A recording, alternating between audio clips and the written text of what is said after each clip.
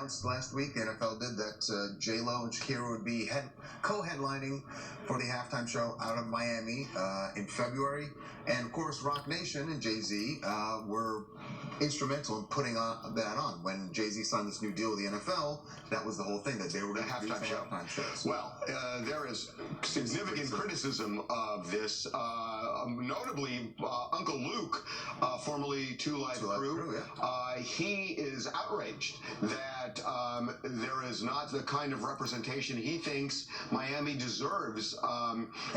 And went so far in his criticism to say that Jay-Z looks to be the token black guy in the NFL now. Token black guy that should resign. And joining us right now to talk about that, and whether or not Jay-Z did make a misstep here. This is some debate about this, but joining us right now is the man himself, Uncle Luke. Uncle Luke, welcome to TMZ Live. How you doing? Hey, Uncle Luke.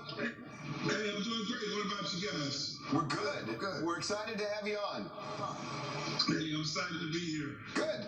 So let's start with your criticism of Jay-Z, that you think it almost sounds like you think that he's kind of betrayed what the mission should have been. Yes, it seems that way. It seems that way. I did a column, I do a column every week here in the Miami New Times, and I gave him the benefit of the doubt when everybody else was criticizing him. I was like, let the guy get on the job and do his job, and then we'll find out, what he's all about, and I know Jay-Z, so, I just gave him the benefit of the doubt, but then if this is what he's putting on and the disrespect that him and the NFL have for the, entertainment industry here in Miami, it's totally disrespectful. Do you think, but I think some critics would say, Luke, that the Super Bowl isn't, I know what you're saying about you want to give props to Miami, but the Super Bowl is a worldwide show that they're putting on. That's really what it is a show. So that halftime show, you want the biggest, if you can get J-Lo, what's wrong with J-Lo, right? And you can also have some Miami people, and we've talked about that there are some Miami guests that they're going to have on stage. And probably Pitbull. Well, the thing is this here, when you look at the numbers,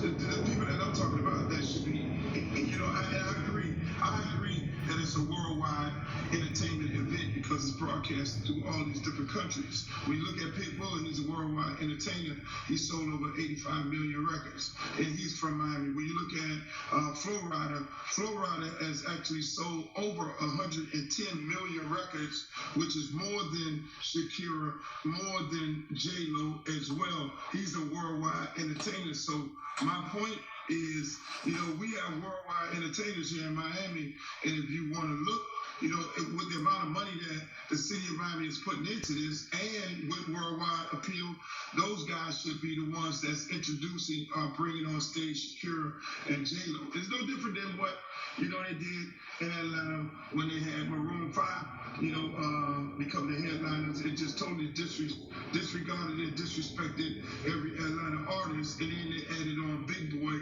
when there was some backlash to that. Right. I hear what you're saying on that. To me, Maroon 5 is a little bit different. I mean, it's a huge band for sure, but I mean, J-Lo right now is really top of the game. Yeah.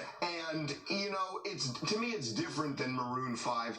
And plus, a lot of people say this is not city specific, that it's not, showcasing Miami. I know you said that. It's really just using Miami as the venue, as the backdrop for the game, but it goes beyond it. So why flip it if J-Lo is the person who's going to create all the heat? And Shakira. As well. Pitbull's probably going to come in as well. But why flip it if she's top of the game? Because that feels different to me than Maroon 5. Well, that's for each his own. I don't think she's at the top of her game, and that's just my opinion. I don't think she's, on the level of Pitbull or Flo Rida. I mean, that's because she does a television show that may be, to some people's opinion. When Prince, Michael Jackson, Whitney Houston, God bless all their souls, when they're coming to perform, yes, you have to stand down. I don't care what city you're in. If it's Garth Brooks, you have to stand down. You know what I'm saying? understand whatever city you're in, but I guarantee you, if you go to Nashville and you don't consider a country western artist, that'd be totally disrespectful to the country western. That's a really good point. That's a really compelling point. Excellent point. So you have said you think Jay-Z should resign over this, I believe. I said if the way it looks. The way it looks like they didn't consult with him, because I know Jay-Z, and I mean, at the end of the day, we're guys that come from the hood. We come from the neighborhood. And number one G code, if you're in charge of something serious like this here, whether it's because it's a systemic racism issue, it's an issue about entertainment, and this is your responsibility. When you come into a city like Miami, you need to talk to, whether it's me or somebody else in the city. If I was in charge of that position, if I had that position at the NFL, I would not go into New York City putting on a Super Bowl event without having a conversation with Jay-Z, Puff Daddy. Only person I probably wouldn't talk to is Trump. But then at the same time, you have to talk to the powers that be and say, look, this is what we're getting ready to do. These are some of the things, And the reason why I said he should resign, if he had nothing to do with it, and it's on his face, and it's on his watch, and if he's a part of this, and if he wasn't a part of it, of making this decision, he should make it right, or he should resign. You had said that Jay-Z was being treated like the token black guy here. Are you suggesting that Goodell just really played him in this whole partnership? Let me tell you, it looks like that. It looks like that on the face, because I just cannot, I would not believe that Jay would allow something like this to happen. I'm just delirious right now, and that's why I give him the option to resign or make it right. And it looks like they used him. I mean, it clearly looks like they used him. They used him,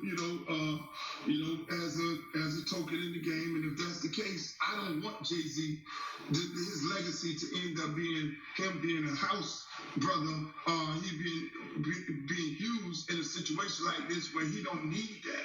I want him to make this right, and by making it right, and if the NFL don't want to make it right, then he need to resign. Luke, would you reach out to Jay if he wanted to have a conversation with you? No doubt about it. No doubt about it. Okay, we got to talk about your single. You got a single out. Yeah. It's just, I be messing around on stage. You like the video. Yeah. Bad Girl Walk. Yeah, I go to, I go on tour. I'm on tour all the time doing shows, so I mess around with records. You're busy, man. People like the song, and I just ended up putting it out. I'm not trying to. And I know you're busy. You're coaching football, but still doing shows. I mean, I'm excited to have you on, man. Yeah. I just think it's so. You're amazing. I love having you on. Living legend. Hey, I'm not scared of y'all. See, the thing is, most entertainers, when they hear TMZ, they just go get nervous. They go to get drunk. Hey, look, I like what y'all do. Y'all keep it 100. Y'all keep it 100. I keep it 100. So, hey, I love being on your show. Well, we love having you, and that makes us 200. Oh, gosh. Listen, no, we're really excited. It's just a real pleasure to have you on, Uncle Luke. Seriously. Thank you. I appreciate it. You guys have a good day. You too, man. Take a break. All right.